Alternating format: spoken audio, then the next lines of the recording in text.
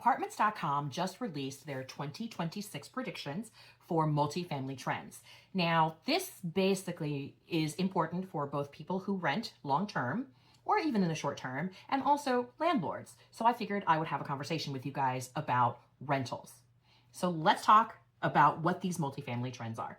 And I'm going to go through them with you, and we'll talk about how they might affect you as a renter or as a landlord.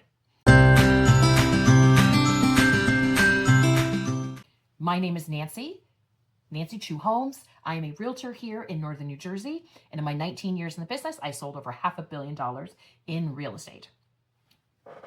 Let's begin. New construction for multifamily rental is dropping, okay? So we had a supply boom that started in basically maybe around about COVID, and as of last year, 2024, we had 700,000 units delivered, and of course 2025 we had units as well, but the new supply is starting to shrink. I think in 2025 we added less than 500,000 new units, and 2026 we're definitely going to see a major slowdown. So new construction starts for rentals have fallen by about 71% since 2022, which is when this whole thing first started. We are also going to see national rent growth kind of, stable, stuck around 1% overall. We are expected to see maybe close to 2% increase in 2026, but that's still better than what it was in 2022. I mean, we had a rent increase of like almost 10% then. So this is better. So oversupply, especially kind of in that luxury category, is what's keeping vacancies high. So if you're a landlord, bear that in mind. We are seeing about 10% vacancies in the luxury realm.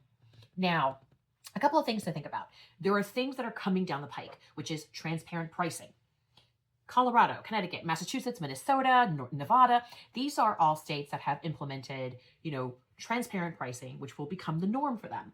That means that 83% of renters, they want to see what their full price is going to be up front. They do not want to be hit with hidden fees, after they sign their lease. Concessions for these units are going to remain high. So we're going to see certain things like first month free or free storage space in the basement. These concessions are going to remain high because we are seeing some vacancies.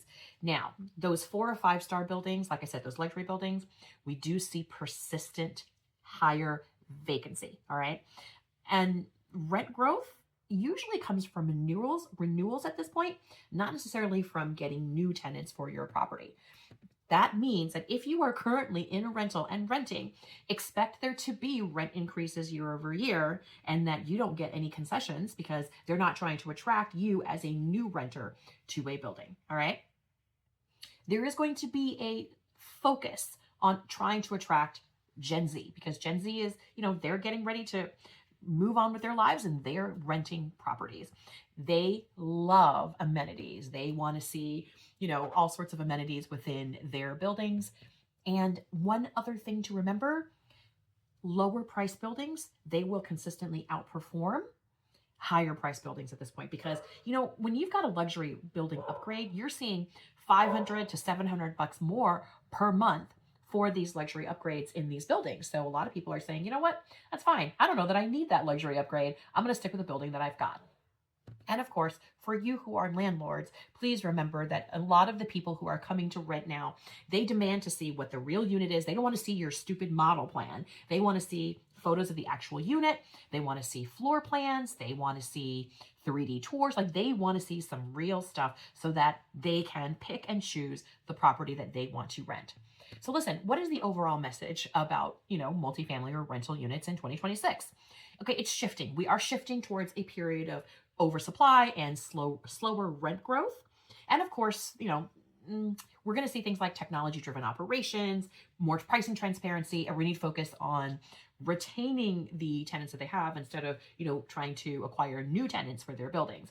I'm going to tell you right now that if I had my druthers, all of my people who were renting, all of my clients who were renting, I would do the best I can to move them into a purchase. Because think about this. If you are currently renting, right, there will be very few incentives and rental prices are still going. And we are looking at, in 2026, a potential of like 2%, year over year average rent increase.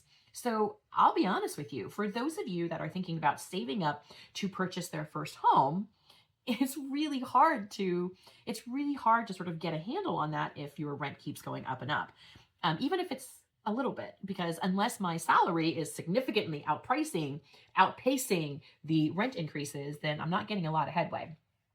So what is really important is to look at what your current finances are. And if you're paying luxury rent prices, or you're paying 4,000, bucks a month, you could be moving yourself into a purchase situation.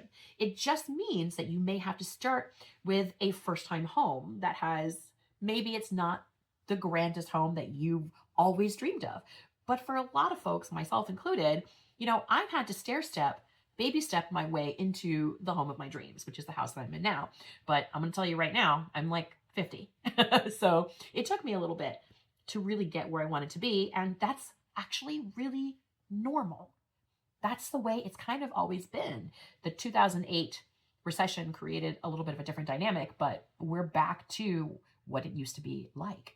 Anyway, if you guys have any questions about the rental that you're in, or if you're looking to maybe make that transition from renting to purchasing, I'm always here.